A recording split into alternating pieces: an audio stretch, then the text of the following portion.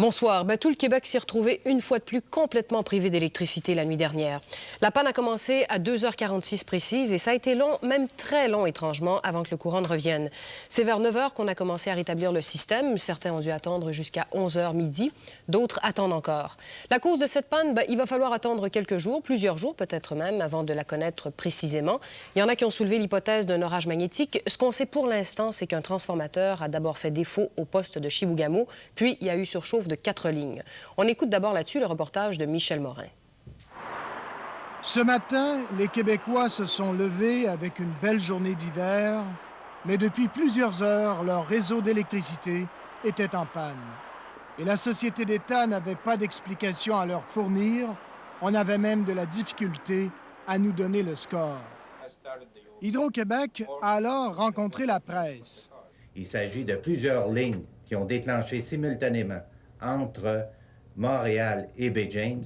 Et à toute fin pratique, il y a eu une séparation du réseau Bay James qui a une capacité de production de 10 000 MW.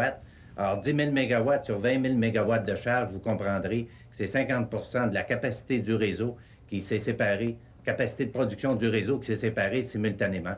Et c'est pour cette raison que nous avons eu une panne totale. Le réseau est tombé à 2h46 ce matin. On sait qu'il y a eu des problèmes un peu partout, mais d'abord au poste Chibougamau, où passent 2 lignes à haute tension de la baie James. Un transformateur à haute puissance a sauté, ce qui a entraîné des surtensions sur les 4 autres lignes. Et alors Hydro-Québec a perdu ses 3 grandes centrales de la baie James, LG2, LG3 et LG4. Par la suite, on a aussi éprouvé des problèmes au poste Montagnet, près de la frontière du Labrador, et au poste des Cantons dans l'Estrie. Progressivement, dans l'avant-midi, on a remis péniblement le réseau. Il y a eu des perturbations atmosphériques, sauf qu'on ne peut pas mettre le doigt sur dire c'est ça la cause. Mais est-ce qu'on soupçonne des orages magnétiques? C'est une des causes probables. Effectivement, depuis quelques jours, le soleil est entré dans une colère lumineuse et l'on observe des éruptions sans précédent avec des pluies solaires qui pourraient affecter le réseau. Il y a eu plusieurs pannes cette année, mais il semble bien qu'on ne s'y habituera jamais. En tout cas, le réveil a été dur pour tout le monde ce matin. D'abord, se rendre au travail était une entreprise compliquée puisqu'il n'y avait pas de métro et que la STCUM ne pouvait rajouter autant d'autobus qu'elle l'aurait voulu, puisque même les chauffeurs étaient en retard au travail. Pour les automobilistes, il fallait être très, très patient aux intersections puisqu'il n'y avait plus de feux de circulation. François Harvey nous raconte comment tout ça s'est déroulé ce matin. Les Montréalais ce matin se sont réveillés comme dans un mauvais rêve. Pendant la nuit, la ville avait été débranchée. Pas de courant à la maison, donc pas de déjeuner. Il a fallu à bien des gens se rendre le ventre vide jusqu'aux portes closes du métro. Alors, ils ont fait la file, de longues files pour attendre l'autobus. Heureusement, plusieurs autobus avaient été rajoutés en renfort, mais tous les problèmes n'avaient pas été réglés pour autant. Il y en a même qui ne sortent pas les autobus parce qu'on a des chauffeurs en retard. Là. Tout va avec la panne. Là. Sur la rive sud, le service n'a été assuré que dans une proportion de 50 %. Malgré les feux de circulation éteints, plusieurs ont pris leur voiture. Ça n'a pas trop mal été sur les ponts, mais c'était plus congestionné en ville. 80 policiers avaient été disposés aux principaux carrefours. Bilan de l'heure de pointe, 25 accidents et au moins 7 blessés.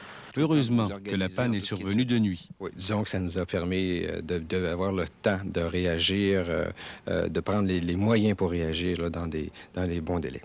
Côté vandalisme, une succursale de la SAQ a été pillée pendant la nuit rue Sainte-Catherine, dans l'Est. On a surtout volé du cognac.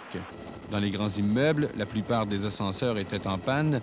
Pour certains locataires, il était impossible d'entrer chez eux. Moi, je demeure au 4e, puis au 4e, il n'y a pas d'accès avec les portes. Il n'y a même pas de clé pour entrer. Les 2 portes sont barrées aux extrémités.